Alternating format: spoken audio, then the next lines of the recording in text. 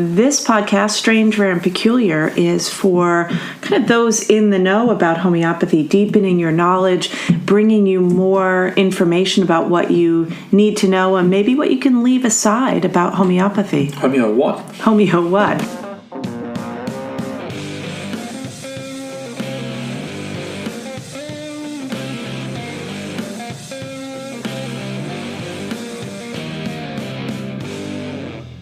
Hello, good morning, good evening, good afternoon. Good day. Good everything. Good day. It's Friday. I love a Friday. It's Friday. Friday, I'm in love. Da, da, da, da, da, da. That's our Friday playlist. I want to start today with a note of gratitude to all of our listeners. Wait, before you do that? See? Now, my gratitude is that Alastair took a poll in one of the classes that he was teaching about his sound of slurp. And I believe it was, if not unanimous, overwhelmingly in favor of you not slurping. Well, if you stop talking for a minute. Yeah. It didn't even register. It registered. It didn't even register. Trust me, it registers. But I can't talk. No slurping. No slurping. No slurping. Please, with the slurping. That's the last time I'm doing a public poll. No, thank you, everyone. It is. That's how you wanted to start this podcast. I told you this morning. I said, I know how I want to open, and I wouldn't tell you what it was. It was with gratitude. Yeah, well, whatever. Yeah, I'll give you whatever. All right. So it's Now I'm afraid I'm going to slurp. No, I want to introduce with something. Okay. Uh-oh. So scared now. No, don't be afraid. Okay. Don't be Don't be afraid, love. Don't be afraid. No, it's just I think it's important to acknowledge the beginning of summer. Yes. End of the first week of the beginning of summer. Oh boy. And it's been a couple of weeks. Wow. And the Ashes are on, the Tour de France is on, Wimbledon's coming on. It's an exciting time of the year. You don't know what I'm talking about, do you? I know all of it except the Ashes. That's the cricket. Oh, the cricket. It's only Why didn't you say that? a billion people that are glued to their television sets. With cucumber sandwiches and Chardonnay. Oh, they do at the ground. Uh-huh. It's all very. They call it. What do they call it? La-di-da. The at Lord's where they're playing at the moment. So that's North London. The colours, the ties that the members at the ground would wear. You know, it's like the Eagles. Yeah. You go to the Eagles game. Nah. That's the different. Philadelphia football team. So it's red and yellow striped hats, ties, Love. and even jackets as well for the members. The rest they're all dressed up as nuns and stuff. And oh, really? Oh, Wait, yeah. why nuns? It's a You just said. That's what happens. I don't know the through line there, but I like it. Anyway, Okay. folks, this is. And we just finished a 9-day retreat with our team. There was lots of yoga. AHE and home team. I did yoga every day. You did. Nobody else joined me. No, we did a yearly deconstruction, reconstruction review of all of our processes, thinking about quality and improving and making And we it better. cooked a lot of food. You did. You were amazing. You're a trooper. It's not just me. It takes a village. Well, in terms of that kitchen, those kitchen antics, Yeah. I mean, it's pretty seamless, wasn't it? Having It's 6 totally people in seamless. the galley kitchen. I know. We have not a big kitchen, and there were a lot of people in it. Anyway, all right, so what are we going to talk about today? It came to my attention that a really good hashtag is an Organon Moment. No doubt. Hashtag Organon Moment. An Organon Moment. An Organon Moment. Do you think that's going to confuse people? Like they'll think an Organon, like it's all one word? No, it'll be fine. Oh, good. Do you want to start? Or me? Because I've got a bunch of them. Because I have Me Organon too. Moments daily. I have Organon moments before I get out of bed. Right. I have them in the garden. Do you? Yeah, I do. Yeah. I actually have them when I'm not even working or thinking about the practice, work or the what we do. The business of homeopathy. The business. Yeah. So give us an example of an Organon moment. I had one. The first is that most of the time when because I am in the yard. The yard. The yard. The yard. I am in the yard quite a lot, and I'm often hiding. out there. You're out there hiding. Well, there is. Anyway, go on. But there's I'm out there with the clippers, and I take a tool and I just do the rounds. Sure. So, the whippersnipper. Whippersnipper. You call it the weed whacker. Weed whacker. What do you call it? Weed whacker. Weed whacker. Yeah, the whippersnipper. And that takes an hour or so. So that's a bit different. But if I'm sort of cup of tea, waking up in the morning, my bare feet on the ground. Yeah. Then I'm, very often thinking about Aphorism 260. Really? Yeah, I am. I mean, I'll just reflect. This is a nice sort of quiet, reflective moment. Getting your 260 on. Yeah. I'm not digitally attached to the world, having a little moment. So I'm often reflecting on that. Another one But for the people who might have to not know what Aphorism 260 is, you're going to have to do some splaining over there, Lucy. Well, they can sharpen up. But, for the purpose of, not pausing, having to go find their organon and come back, and then you could lose them. Why don't you just give a quick explanation? Aphorism 260. 260. That's the one after, what is it, 259 is the distant flutes, isn't it? Yeah. And so that's a different moment when Luna starts meowing outside the door. But it's that part of the organon where we think about what is getting in the way of the message. Somebody said to me in a consultation yesterday, what was it? It was a beautiful phrase. And it's not living one's bliss, but it's not allowing any impediments at the side of the river to get caught on. It's like the trees and the branches and the stuff that's in the river. Oh, yeah. It was just being in the flow. It wasn't that. She said it in a very specific way, which Beautiful. is now gone. Yeah.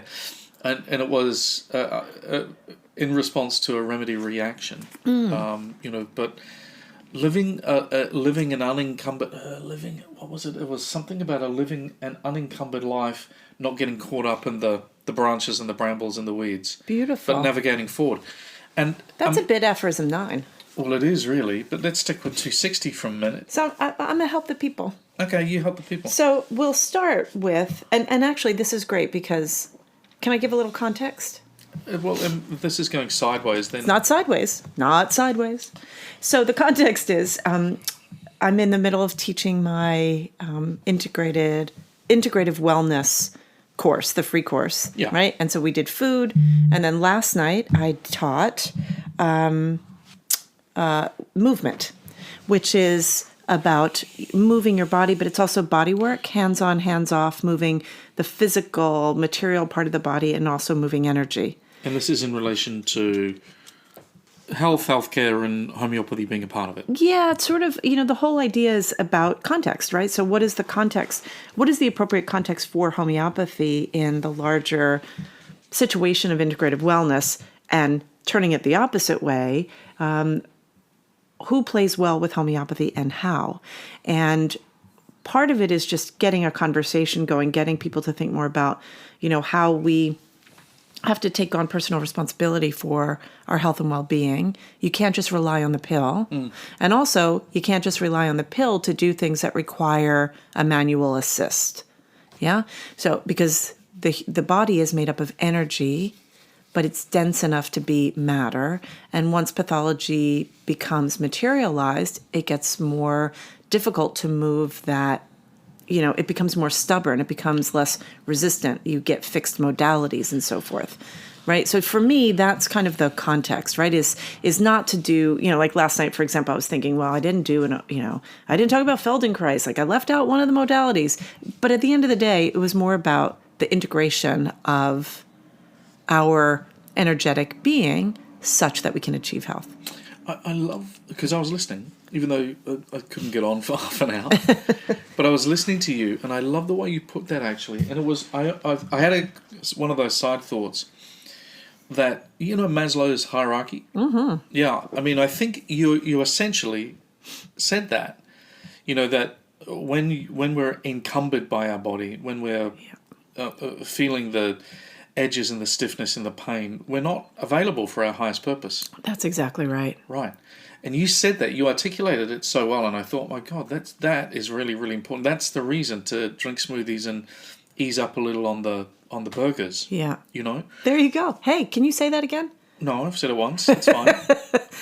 We're holding them to it, people. No more slurping, less burgers. Oh, no. Oh, okay. All right. Anyway, there is a smoothie down in the fridge for you. I did have another moment because I've told you my levitation story. Uh-huh. And because that's one of you were essentially saying that in your talk last night as well. I was. Yeah. But I had a little moment that I just realised I've articulated something that I should probably finish. I had this experience once. I was at I can't believe you're going to tell this. I love that you're telling this story. Really? Yeah. I mean, I sort of love, not love, but not in the same way of the slurping. What's the not love about it? I always worry about people thinking that we're weird. I know it's too late.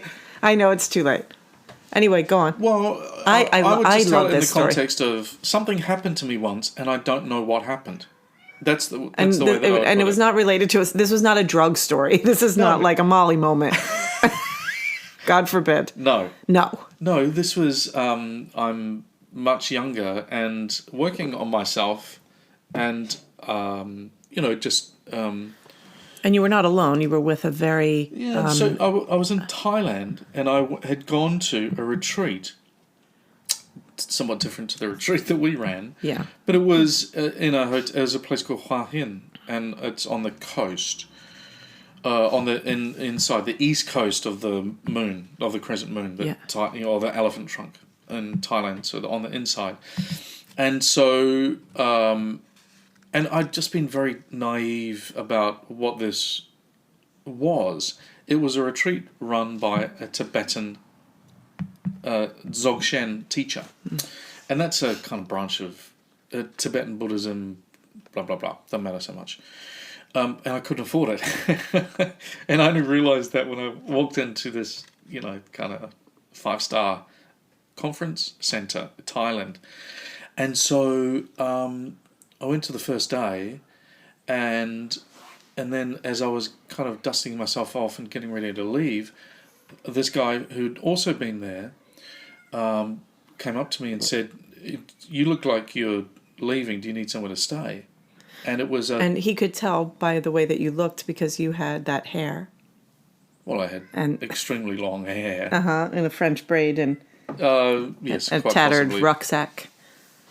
Yeah, all of Yeah, that. okay. I'm really ashamed now. No, I mean, no shame. No. Anyway. I was, anyway, it was back in the day. But I think it's important for people to know how, like the story I told about knowing the homeopaths by their wheelie bags and pashminas. I didn't know what a wheelie bag was. But you know your hippies by their hair and their rucksack. Absolutely. And so you were taken on by this... This Israeli Zen Korean monk. And if anyone knows what that means those are the grey guys. They wear grey flowing robes. Yeah. And they look a little bit Aikido ninja, sort of. Awesome. You've left that out in the multiple times I've asked you to tell me this story. And I'll cut it short. Anyway, the point is, he said, "Look, come with me."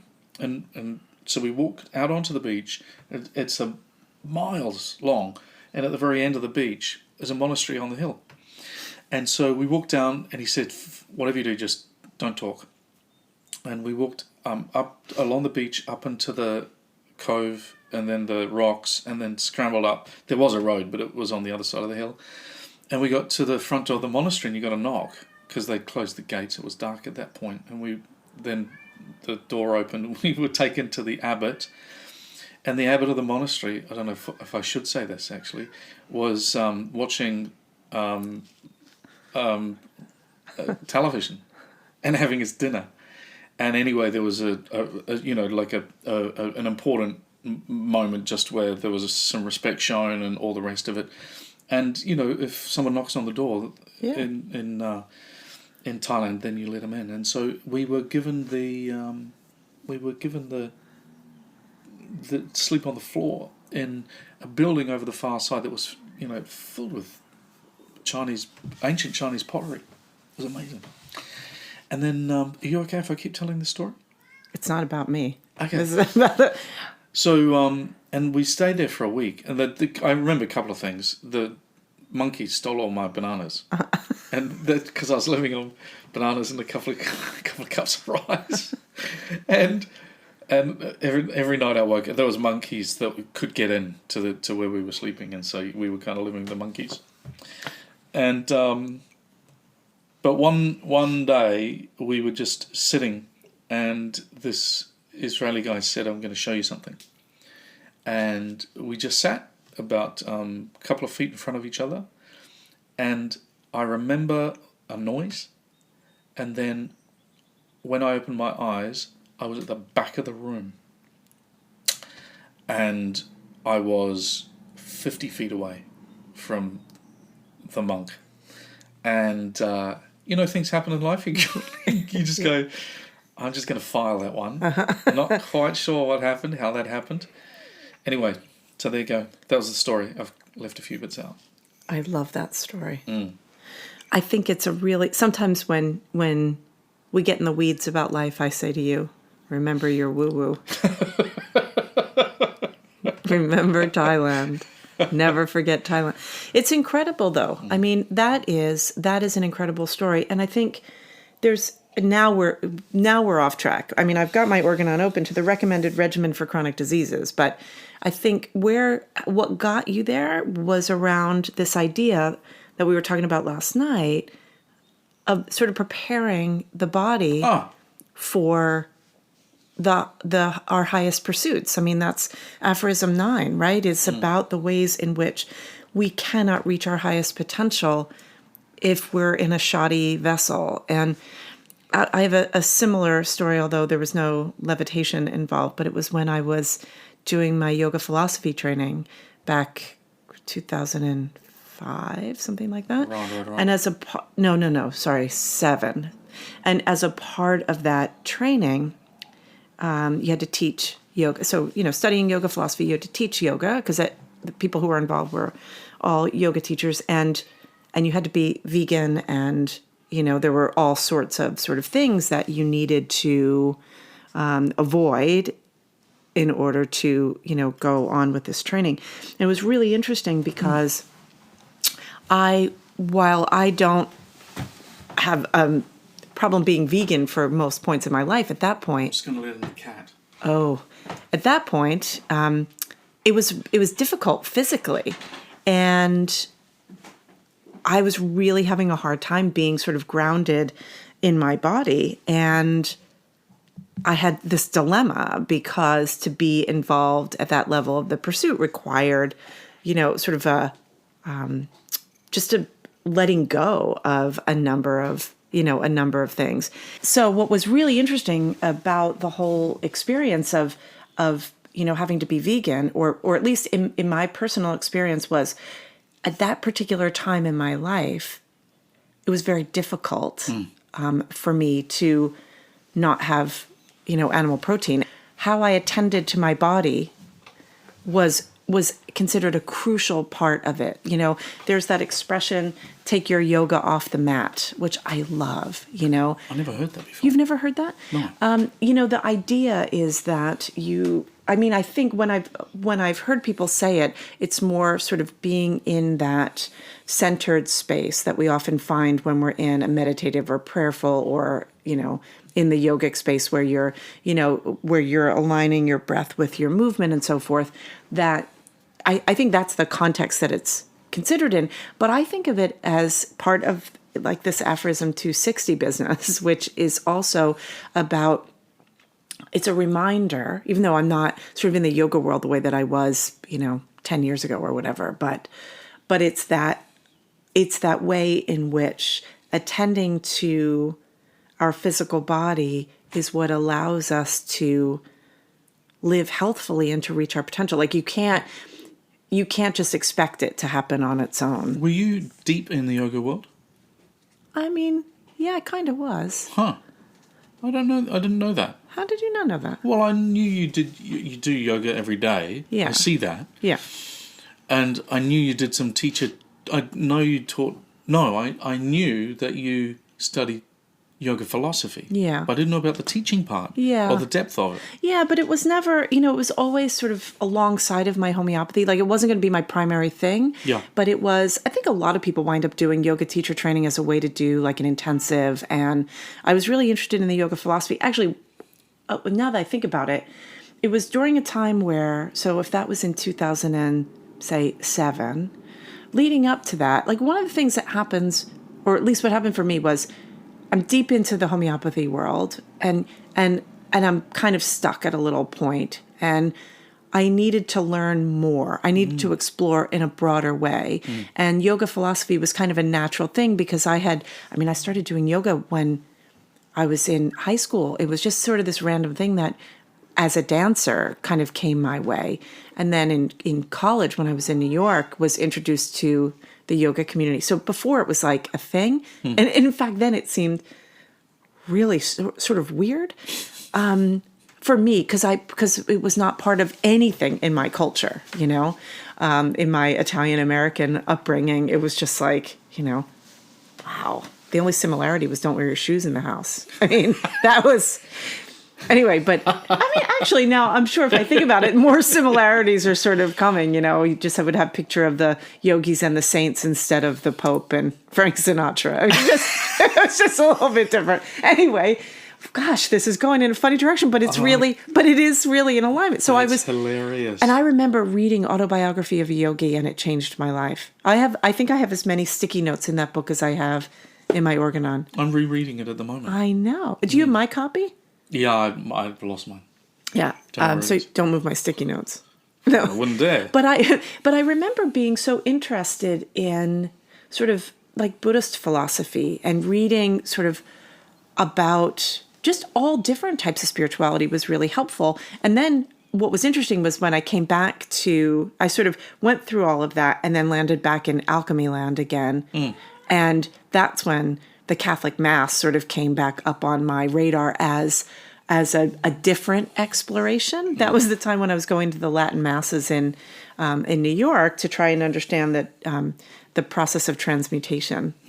Anyway, but if you think about it, though, all of the spiritual traditions have the times of fasting, purification, all of the ritual ways that we attend to the body. So that's interesting. Can I explore that? Because I've read the little and the growing amount that I know about Judaism is that there is absolutely a physical body component of the practice. I mean, Buddhism, that goes without saying. Yeah. Hinduism, Indian medicine is pretty, is inextricably entwined with that. So, but I don't understand about the Christianity part. Is there a link there? Well, it's interesting. It's because now people think of it as, Catholics didn't eat fish on Fridays was kind of an economic decision back in the day, but there is ritual purification, like, the example of Lent, giving something up for Lent becomes sort of a, just an exercise in moderation for some people. But I think the intention is purification before this big moment happens, right? Oh. Yeah. So. Oh. Yeah. I didn't know that. Well, because you don't have all the rituals and bells and smells. No, in your my background. contact with Catholicism was my great aunt Kath. Sure, with the picture of the Pope. Well, with the letter and the picture and the. Wait, she had a letter from the Pope? She had a hotline to the Pope. she had two phones. One of them. One for the Pope. One Italian. No, and I have no idea. It would have been a purple one. She had purple, lavender-smelling hair. Oh my gosh! She's an amazing woman. So anyway, we've just created some like rando connection between levitation and fish on Fridays. Well, we're talking about Organon moments. Yeah, and so I think it is. Every now and again, we should just look at each other and go, well, that was an Organon moment. I think so, too. But so what you were talking about, where this started was this idea around Aphorism 260, and I promised to read that. But to read it means we have to go to 259 first, which is the beginning of the section on regimen for chronic diseases. Yeah. And so 259 says, due to the necessary as well as expedient minuteness of the dose used in homeopathic procedure, it is easy to grasp why, during treatment, everything else that could in any way act medicinally must be removed from the diet and regimen so that the subtle dose will not be overtuned and extinguished or even disturbed by any foreign medicinal irritant. The softest tones of the distant flute. I love this. So this is the footnote to 259. The still midnight hour would inspire tender heart to over earthly feelings of exaltation, cannot be heard on Broadway in the middle of the day. Yeah. So translation, the gentlest tones of a distant flute in the still of the night, which would raise a soft heart to over earthly feelings and melt it away into religious rapture, become inaudible and futile amidst the extraneous clamor and noise of the day. How often is that forgotten in our work? All the time. To me, it'd be interesting to look at the Organon. Here's an Organon moment. Hashtag Organon Moment. Hashtag. Because I want to know at what point he wrote that. Is it in the first, the second, the Oh my third, or the gosh. fourth, or the fifth? Well, I'll look it up Because today. You look it up today, because that's your thing. Come here, little one, because I know you're upset. I'm just picking up. He's talking to the cat, Luna. Luna, who was a cat who used to hang out at in our neighbor's yard, a neighbor who lives a little ways away, and she would sometimes be gone for 2 or 3 days at a time. She has now not left the property in about a week. But somewhat lost my train. Oh, that's When did he introduce it? So the very interesting point about the development, the evolution. His evolution into the 6th edition of the Organon and the repetition of the dose Well, and on even an optimal dose. Oh, go on, finish your thought. Yeah, it is embedded in that paragraph. Well, and I would suggest it's also a part of the recognition that chronic diseases are different than acute diseases. Yeah. And I wonder at which point I need to do this. I haven't talked to you about this, but you know how there are the comparisons of the different editions of the Organon and the different translations and so forth. I'm really interested to look at what happened around 1816 at the like 1815-ish, and the changes that come henceforward into his understanding of chronic diseases, because I wonder how much about regimen was a part of it before that, right? Because this is clearly talking about chronic diseases, and before 1816, the differential between acute and chronic was not as clearly delineated or defined in terms of how we treat it. Yeah, Gabish? Organon. Hashtag Organon. So then Aphorism 260, he says, for the chronically ill, it is all the more necessary to carefully seek out such obstacles to cure, since the disease has usually been aggravated by such malignities and by other morbific actions. Often these are errors in the patient's regimen which have not been discerned.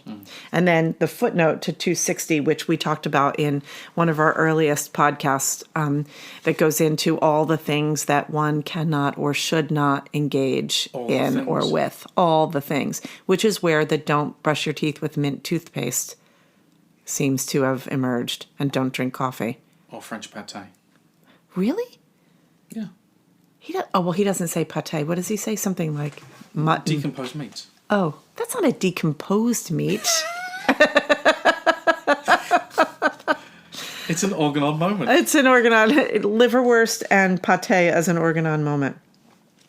So I think this is really interesting because what we're really talking about here is actually Aphorism 9.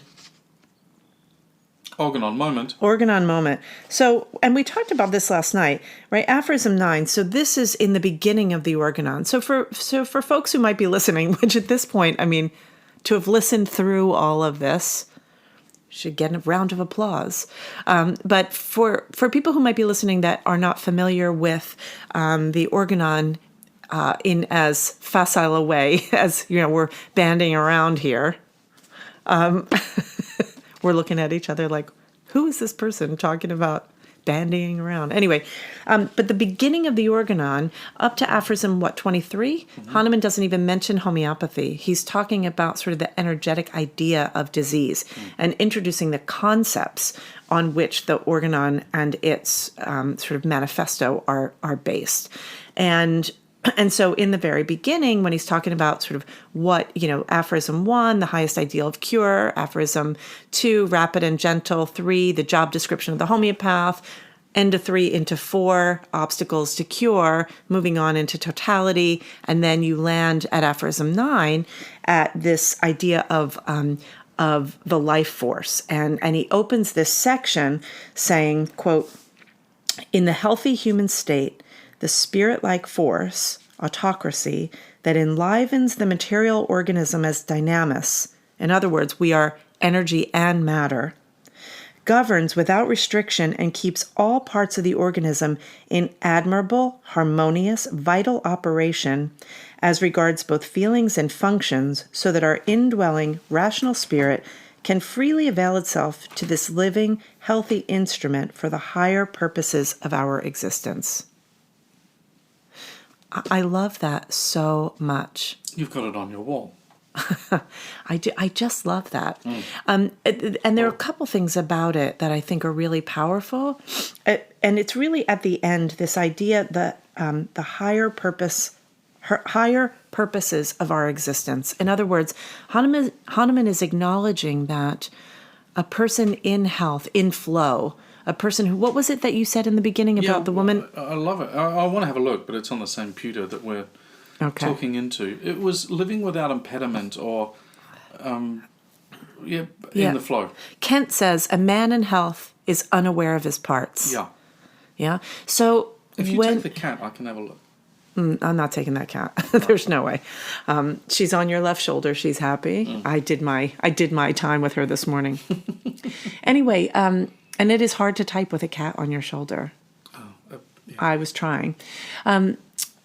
This idea that we need to be in sort of flow or alignment in order to reach the higher purpose of our existence, I mean, it goes back to the yoga idea, right? Because with yoga, you start with asana, so the movements, right? The postures. But that's not the end game. The end game isn't to be a pretzel, with your, feet behind your head.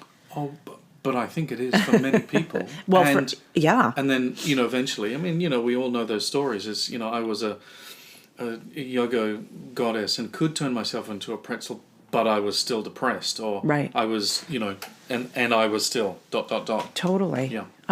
So the idea is to get the body limber enough to get it moving, because that's really important for all the reasons, lymphatic flow and drainage, but also, it's to keep the body sort of agile and limber. And then the most important thing is to attach the breath to the movement. Mm-hmm. And at a certain point, it's about the breath. And then that breath is about the energy moving through the body, right? The prana, the chi. And so when you look at that, I mean, in many ways, homeopathy as a complete system of medicine is in alignment with other complete systems. I mean, yoga being a complete system from, the way that one eats and breathes down to, the spiritual aspects of it.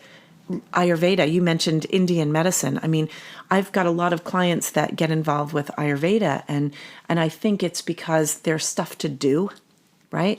There are things to do. So, you get your dosha and then you eat according to that, right? And so it allows us to be interactive with our journey, our healing journey.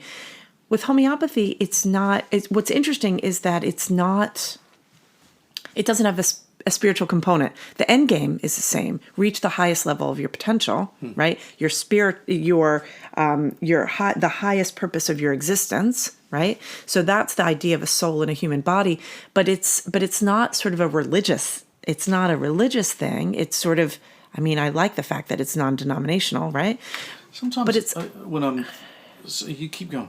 So just the last thought of it is just that it's what I think is relevant for us today is that it's all about doing right for your body and for your community and for, by extension, the planet.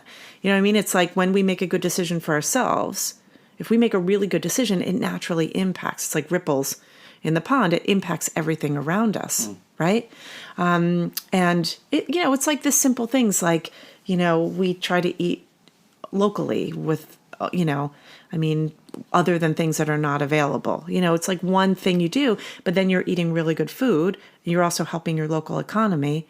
You're also helping the planet by not eating stuff that has to be trucked in or flown in or whatever, right? And you're eating seasonally so that your body is going through the cycles of the year, right? Like all of the green foods that are available in spring are natural tonifiers and detoxifiers, right? So all of that green food helps the liver, which is appropriate in the springtime. So, like asparagus in December that comes from God knows where, it's not, I mean, it might be delicious, not as delicious, but it's also not going to give you the same benefit that it does when it's medicinally appropriate. And it costs a lot to get there.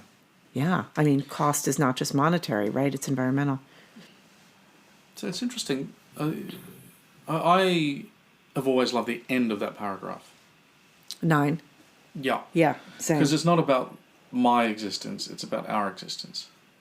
The highest purposes of our existence. Right. And that I've always loved the fact that embedded in that is something more than me, and that we are. And there's if Hahnemann chose his words as carefully as we assume that he did, then that is a community-based medical philosophy that is about looking for your neighbor and for your community, right. And that your health and your personal satisfaction is not just about have I got enough and is that delicious, but it's about how are my neighbors. It's so important. Isn't it interesting what happened with it? At the gate the other day with the with that lovely woman who was distributing food around the place. Yeah, we went. It was the last person who was here for our retreat was waiting for her lift to arrive.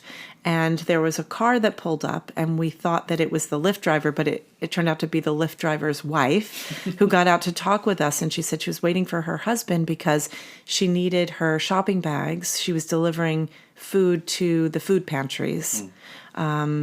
That she said, it's something I can do. To me, that's a hashtag an Organon Moment. That's what I understand hashtag an Organon Moment to be. Right. Because that's someone who's doing Aphorism 9. Totally. And and you can carry that into any tradition, right? So we can say that if you are, taking care of your neighbor, right? That is a part of, of most spiritual traditions. If you're, in Judaism, it's a mitzvah. You're doing a good deed to help others, right? It's like taking your yoga off the mat, having generosity of spirit. Taking the, what's your medagong for casserole? Goddamn what? Carousel. Taking a goddamn carousel to your neighbor who's just what given he's birth. saying. So I was just making a nice reference, familial reference. So my family, off the boat Italians, don't eat American food, or at least they, in their attempts to assimilate, would say, like on Tuesdays, my grandmother would make what she called Medagon food, so American food, and it was just Italian food done in American shapes, right? Like so meatballs in a meatloaf, right? Like she would make meatloaf, which was basically a meatball, but it was long and flat on the top, wow. And so we have. Some of the family members married people from other cultures, and so we have some Irish folks married into the family, which for my grandmother was just unconscionable. She didn't know what to do with herself, and the one thing she was afraid of was the food that they would make. And so she heard about casseroles on TV, and she called them carousels. And refused to eat them. So when we have family parties where we honor all of our ancestors, my half Irish cousins bring carousels. Also known as? Goddamn carousels. I can't do it right with the Italian accent, though, which is really helpful. I want to say one more thing, but I think maybe this is for next time. Do we have a little bit of time? Sure. Do we? Okay. Because when we started out today, I mean, as per usual, I thought we were going to talk about things in kind of a different way. Like if on my bingo card for today was not your levitation story. Right. Right? What I was thinking about was, as a hashtag an Organon Moment, is how useful, or not useful, how critical the Organon is in the practice of homeopathy. And I was thinking about this just as a homeopathy teacher, yeah? It's like you're trying to help people to sort of move away from... So, okay, I got it.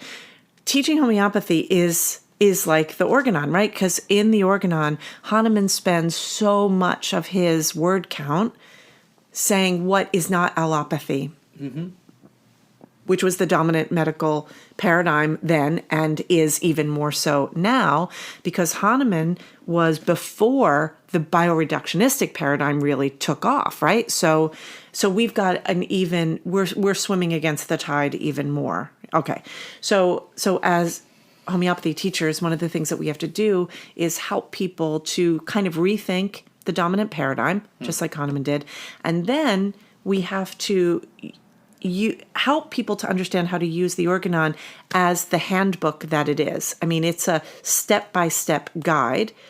And then I would say chronic diseases is sort of as an offshoot that allows us to go deeper to understand that information that comes up in the early 70s, where he's talking about the difference between acute and chronic disease and the miasmatic influence on disease and so forth. Not the early 1970s, but the early Aphorism 70s. Aphorism 70s, right.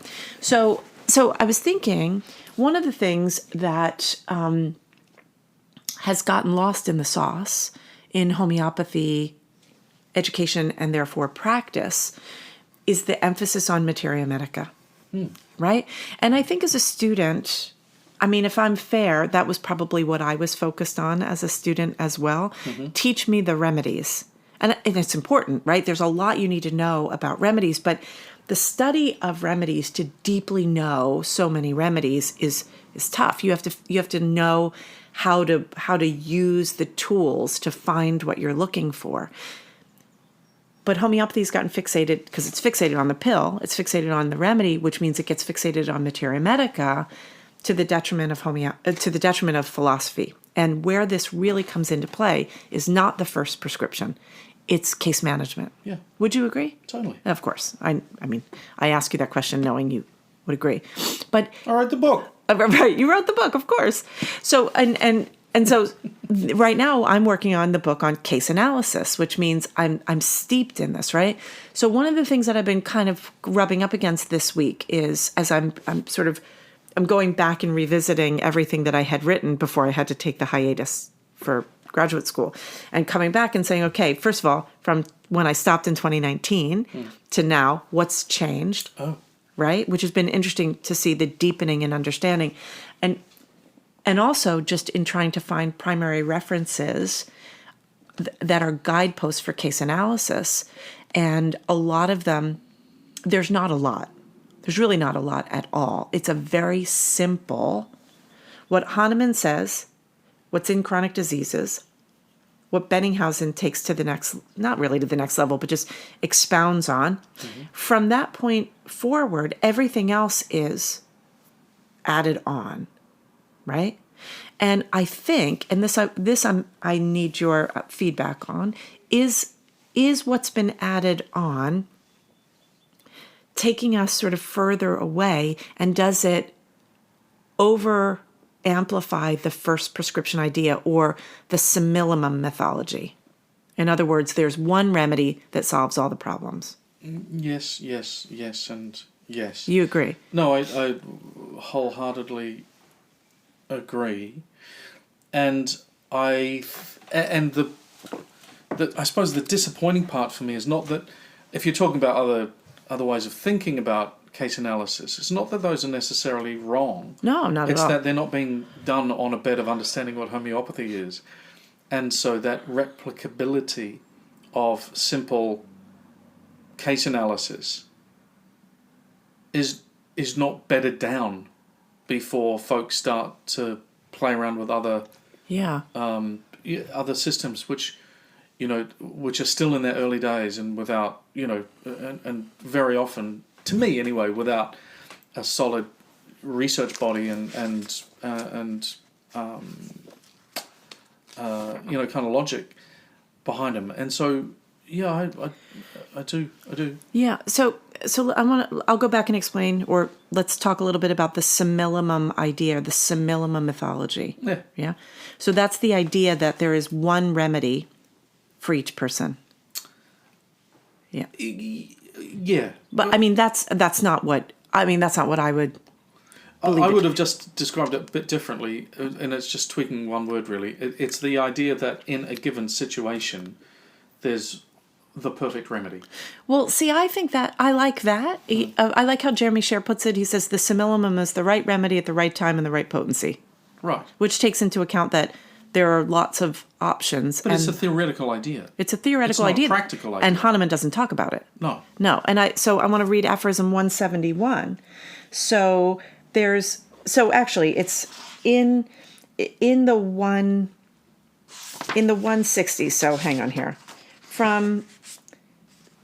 There's this section of the Organon that's about what happens when you don't have the remedies, like that the materia medica doesn't exist for those remedies, or you don't have access to it, right? Yeah, exactly. Okay, so I'm leaving that aside. When I get to 171, Hahnemann is talking about here the fact that in order to unravel and ultimately get rid of the root of a chronic disease, it's not a one remedy idea. He says, multiple remedies, multiple right, consultations. in chronic diseases that are not venereal, therefore those most usually arising from psora, one often needs to employ several anti-psoric remedies in succession to bring about a cure, each to be homeopathically selected in accordance with the result of an examination of the group of symptoms that remain after the previous means has completed its action. Multiple remedies, multiple consultations. Anti-psoric remedies. Yeah. Right? So this is huge because it then brings up this idea of kingdoms. One of the hardest things for me to wrap my head around is how homeopathy got so involved in this kingdom first idea.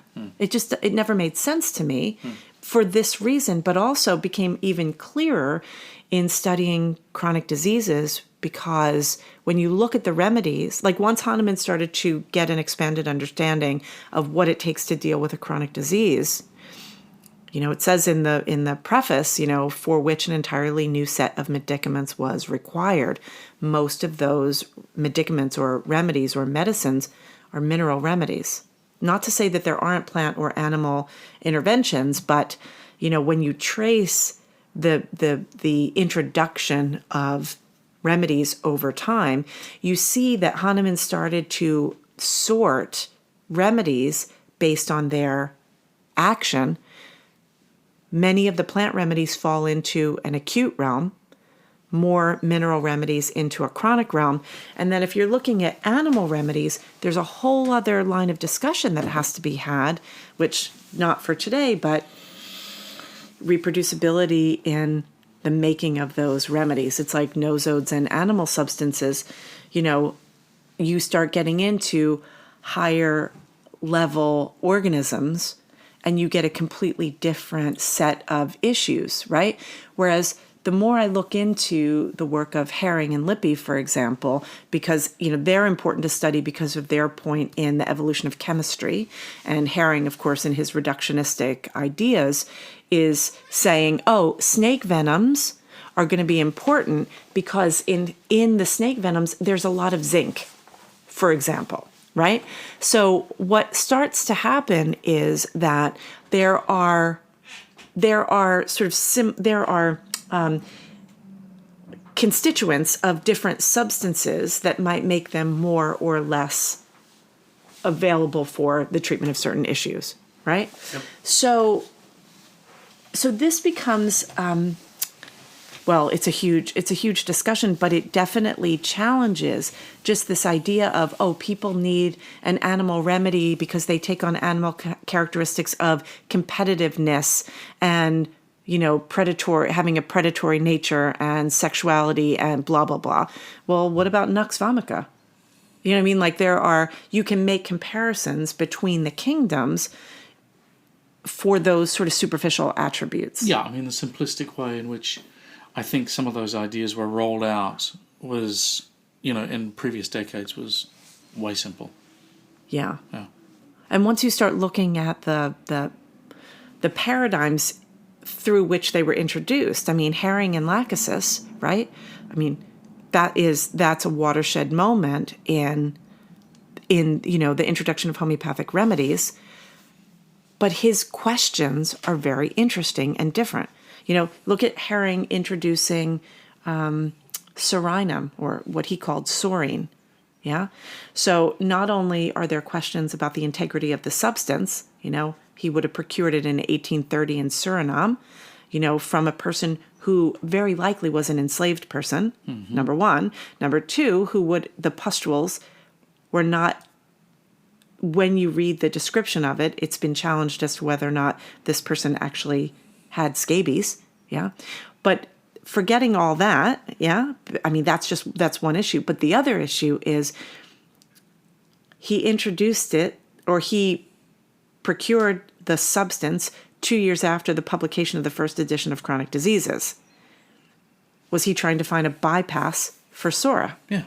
Right. That's why he named it Sorin, right? So the questions that we ask about the substance and its introduction raise all sorts of questions about the work. You can't just blindly give one of these remedies. I mean, anyway, why is that a hashtag an Organon moment thing? Is because we can't answer all those questions in our daily consultations. Like, we can get into what I affectionately call bong talk. As a non-pot smoker, I find a lot of the conversations that happen between stoners to be funny. That's just me. Mm. But it's really easy to start engaging in the what ifs and get into, maybe it's better called a sulfur moment.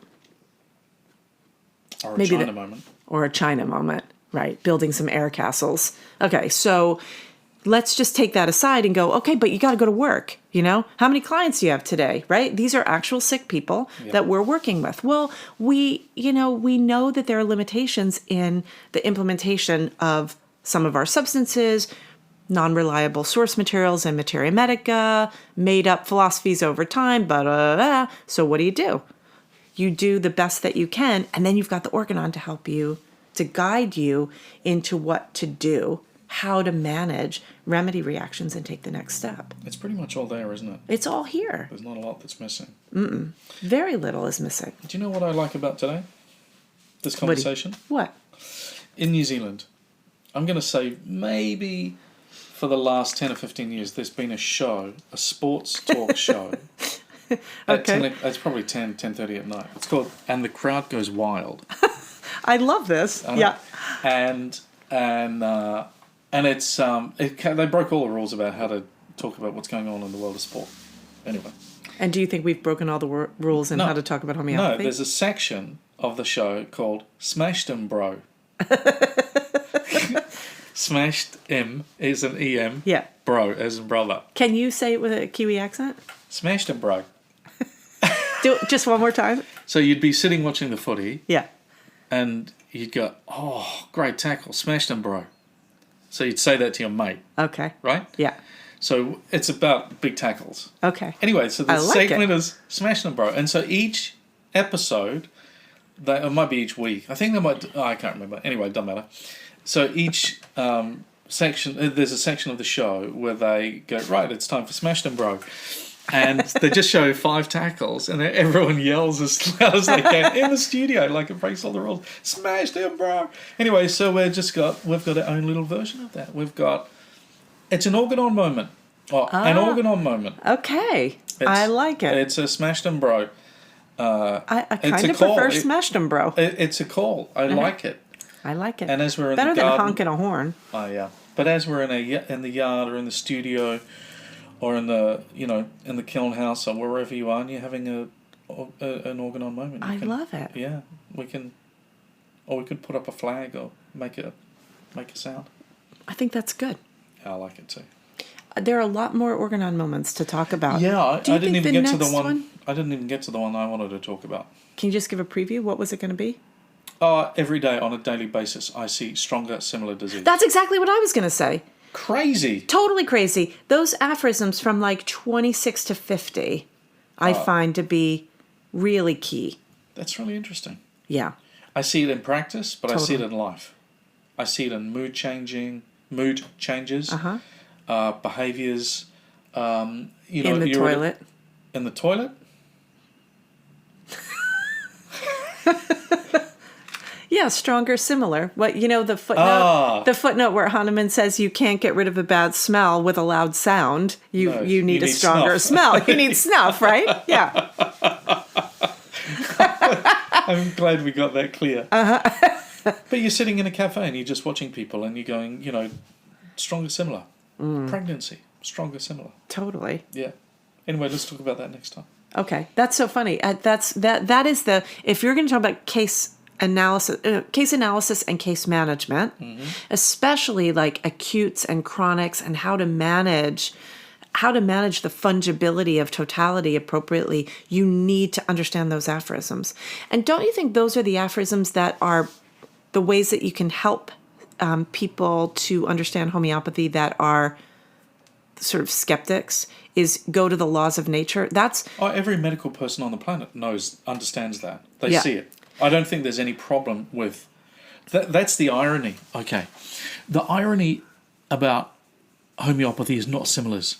The difficulty is not about similars. It's about the infinitesimal dose. Yeah, and so the premise of homeopathy, the foundational premise is similars. It's not about the dose. Hahnemann used substances not in potency in the beginning. He was using tinctures. I know you know. I'm just saying. I know. But what I'm saying is that when you speak to health providers, and they ask you, well, how does this thing work? And you describe it in a way which is pitched just right. Yeah. Especially if you describe how homeopathy works as you can't have two similar diseases in the body at the same time. They get it. I don't think that. I've had a bunch of it, and then, but let me just follow up because people are used to you have multiple diagnoses because you need to get past the But they see that the thing that was there disappears when the stronger thing comes along. Okay, fair enough. And that's what I think we should talk about. I've had innumerable conversations with surgeons or cell folks and gastro folks.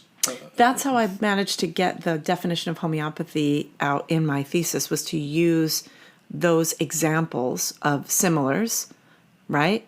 And how one disease cures another disease. Maybe that's what we talk about next time. The light of Jupiter disappears because the sun comes up? Exactly. You got that in your thesis? I sure do. I didn't read that. You didn't read it. I did.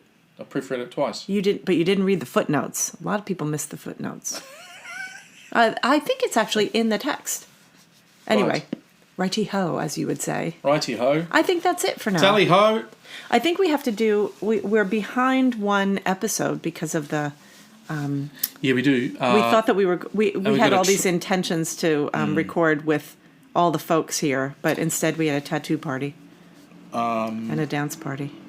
We need also... Totally lost my train of thought. That's okay. Next time we're going to do... Oh, the questions. The questions. There's heaps of questions. Ah. Yeah, unbelievable amount of questions that have come in. So why don't we do this? Let's, over the weekend, record answers to questions as sort of a special bump, and then we'll do the next time. Let's do more of the Organon. Sweet. I love that idea. All right. That's it for now. Rock and roll. Rock and roll. See you later, folks. Thanks for being here. Ciao. Bye. Ciao, Bellas. Bye. AHE is changing the face of homeopathy education by raising the bar through rigorous academics and unparalleled clinical training delivered live through the soulful use of cutting-edge technology. AHE prepares its students to become fully rounded homeopathic practitioners from anywhere in the world. Apply today at ahe.online.